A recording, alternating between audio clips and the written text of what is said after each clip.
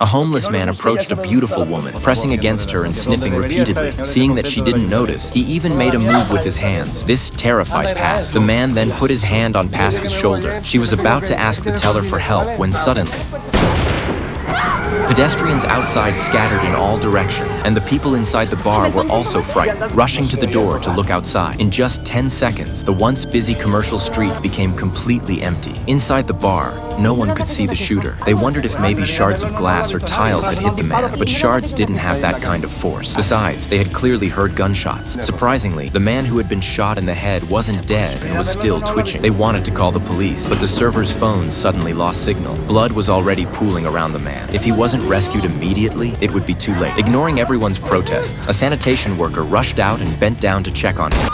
People inside the bar were terrified and moved away from the door, fearing they might be next. Only the jittery homeless man remained unmoved. He smiled, looking at the body outside, but someone grabbed him and knocked him down. The police watched from outside, realizing someone was targeting them, maybe a social revenge lunatic, or possibly a terrorist. But now everyone's phones had no signal, making it impossible to call the police or an ambulance. At this moment, the homeless man stood up again, insisting on going outside. Luckily, the bar owner, who had been watching him closely, shouted and stopped him. She promised him drinks in the future, so he reluctantly closed the door. Everyone began to analyze the situation calmly. Perhaps the news would report it. Yet, although a shooting had occurred in downtown Madrid, the TV continued showing music and dancing. While everyone was puzzled, the homeless man wet his pants, and an older woman noticed something unusual. The body outside was gone, and even the blood on the ground had been completely cleaned up. They stared at the TV for 2 hours, but saw no news. The disappearance of the body left everyone in a panic. Finally, the composed server began analyzing the situation, thinking perhaps things were not as they seemed. Maybe nothing had actually happened, and it was all just a dream. Then the police analyzed the scene again, concluding that the two individuals must have some connection, work or personal. Perhaps it was simply because they had walked out of the bar. In any case, the killer must be outside. But Julian reminded everyone, the murderer might not necessarily be outside. It could also be inside the bar.